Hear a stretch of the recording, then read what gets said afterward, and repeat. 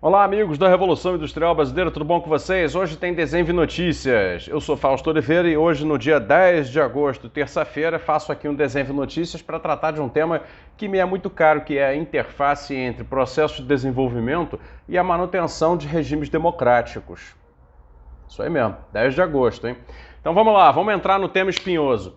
O presidente da República resolveu transferir um exercício militar que ocorre regularmente, da Marinha, exercício militar da Marinha, transferi-lo para, não transferi-lo, mas desorganizá-lo para poder passar na frente do Palácio Planalto numa improvisação de cerimônia militar que não tem nenhum propósito de acontecer, e convocou junto o Exército e a Aeronáutica. Aliás, a Aeronáutica, pelo visto, só participou com representação institucional ali dos brigadeiros, porque não vi nenhum avião passar. E aí houve lá um desfile que foi um ato político irrelevante, nenhum propósito, não tem nenhuma importância, não tem capacidade de modificar nada, é só realmente uma demonstração, na minha opinião, de desespero político, do presidente da República, mas, enfim, para mim, o mais importante não é tratar exatamente desse ato que tem uma irrelevância assim, quase que palhaça. Uma irrelevância realmente assim, boba, foi um ato bobo, boboca, uma insignificância completa, desenquadrado de qualquer critério aí da atividade atual do Brasil, da institucionalidade, não tem a menor irrelevância, não tem importância alguma o que aconteceu ali. Porém, todo mundo está temendo uma ruptura democrática no Brasil. Todo mundo falando, meu Deus, vai romper a democracia, etc. E aí a questão que se levanta é a seguinte: vocês acham realmente que o Brasil está garantido no regime democrático estável, mesmo antes dessa experiência militarizada no poder, em situação de subdesenvolvimento? Já parou para se perguntar isso? Porque nós que temos aí 40 anos ou menos, eu tenho 44, 40 anos ou menos, crescemos sob a redemocratização depois da ditadura militar.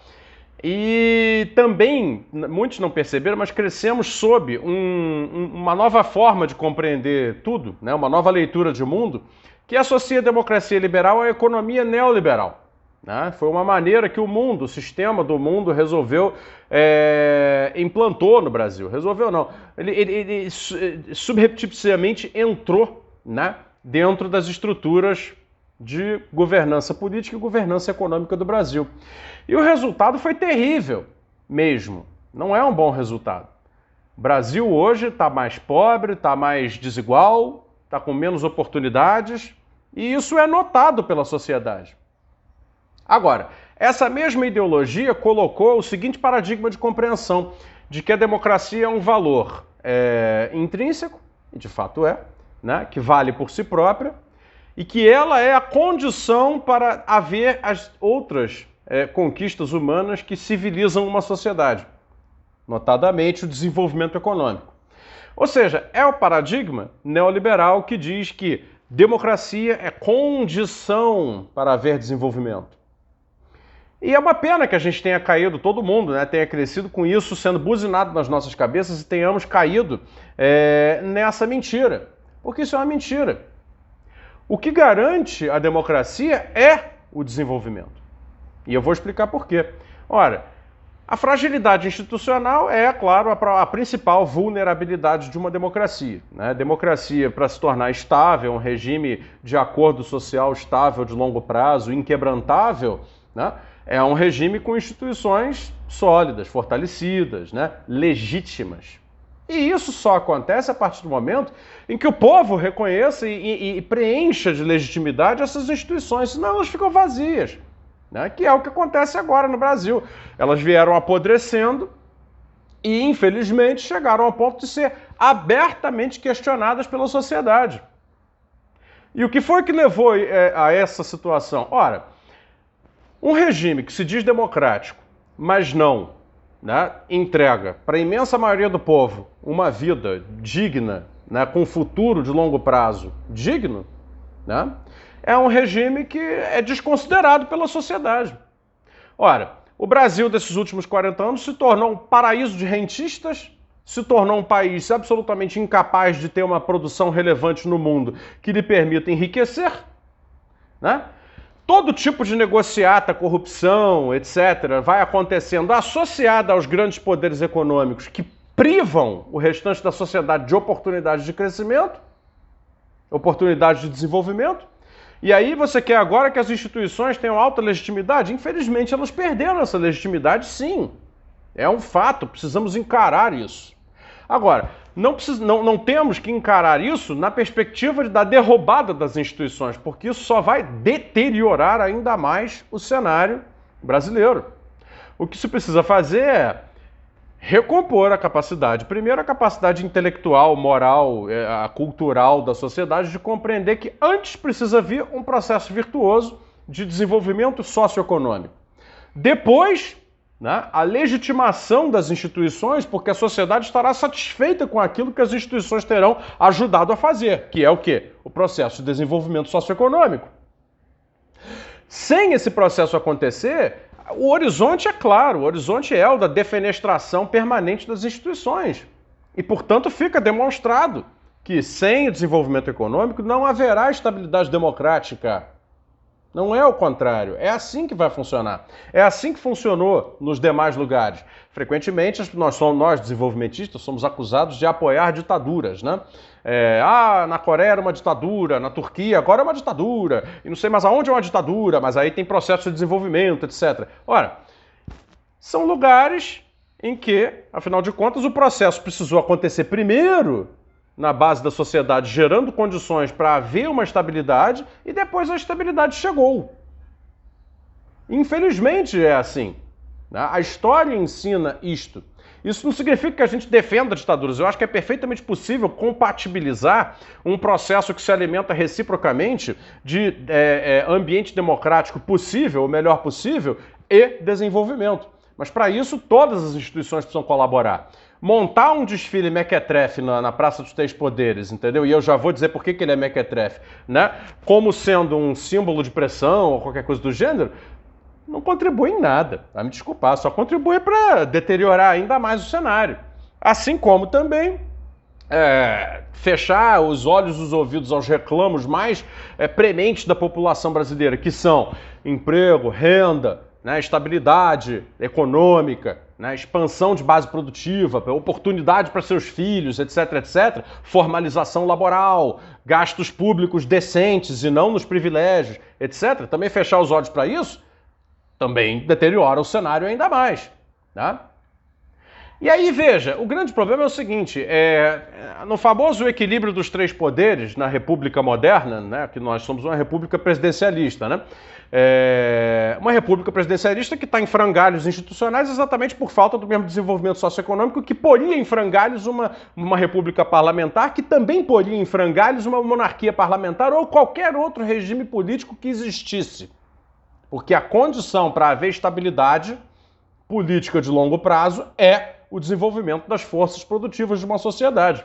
Isso é evidente. Então vamos lá. Esse momento em que nós estamos vivendo, no equilíbrio dos três poderes do Brasil, tem um poder, que é o poder executivo, que é o dono do jogo. No fim das contas, o dono do orçamento é o dono do jogo. O dono do orçamento é o Poder Executivo Federal. Tá? Isso aí, ele que vai determinar para onde vai se espalhar o dinheiro pelo território, portanto, ele vai determinar como vai ser a possibilidade do desenvolvimento de cada lugar, ele que pode ou não ter um plano para resolver problemas prementes e problemas de longo prazo, ele que pode, portanto, determinar, através de projetos de intencionalidade política, né, a execução daquilo que é a economia do país. E, portanto, gerar as condições para fazer as instituições serem reformadas, serem legitimadas mais adiante. Ok. Então vocês já viram que o meu discurso de institucionalista não tem nada. É um discurso desenvolvimentista mesmo. Só que acontece o seguinte, pessoal.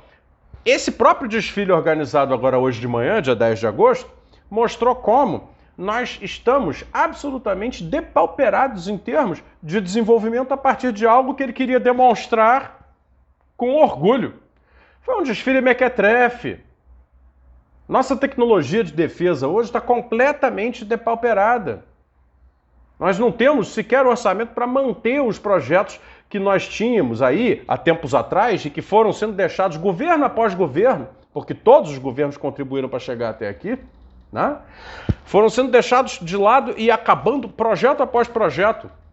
Vocês já ouviram falar da Ingesa, a Engenheiros Especializados S.A.? Foi uma empresa privada brasileira industrial que fazia carros de combate, coisa que hoje nós não sabemos mais fazer. Isso que o pessoal chama de carro de tanque de guerra, na verdade chama-se carro de combate, tá? É o nome da coisa. A Ingesa produziu vários modelos de carro de combate. Um deles, o Osório, né, teve renome mundial. E a Ingesa simplesmente acabou, porque os governos da democracia brasileira não foram capazes de manter esse patrimônio produtivo nacional que tinha capacidade não só de enriquecer, ajudar a enriquecer o Brasil, como gerar os chamados spillovers tecnológicos, ou seja, né, transbordamentos comerciais, tecnológicos, industriais, para outros ramos da atividade industrial civil. Né? Hoje, por exemplo, eu tenho aqui uma notícia saiu dias atrás. O 41º Batalhão de Infantaria Motorizado, que fica na cidade de Jataí, em Goiás, recebeu o primeiro veículo blindado, a viatura blindada de transporte de pessoal, tá? Transporte de pessoal, não é um carro de combate, tá? Mas que é um veículo militar, né? 6x6, ou seja, 3 eixos, né? Chamado Guarani, tá? O recebimento foi de 8 unidades, né? E aí as unidades vêm com uma tecnologia desenvolvida por uma empresa brasileira, que é a Ares, né? Em cima, que é uma espécie assim de arma com mira especial que se estabiliza independente dos solavancos do veículo, né? Então ele pode trafegar em solo acidentado e a arma continua apontando com estabilidade. Ótimo, muito bem. Sabe quem fez o veículo? Tem ideia? O desenvolvimento do Departamento de Ciência e Tecnologia do Exército Brasileiro dependeu da Iveco Defense Vehicles, da Itália. E aí? Só no topo tem lá uma tecnologia subsidiária brasileira, que precisa de um carro, de um veículo, que sequer é um carro de combate, de um veículo produzido por uma tecnologia italiana. Então essas são as Forças Armadas hoje, né? O sistema Astros da Avebras, cadê o orçamento para mantê-lo? Sabia que nós fazemos lançadores de foguetes? Né? Cadê o plano, né, da Aeronáutica Brasileira, da Força Aérea, né, do Ministério da Defesa para transformar aquilo num grande spillover tecnológico, né, que poderia nos levar até a limites mais ambiciosos em termos de tecnologia? Cadê o transbordamento civil dessas coisas? Né?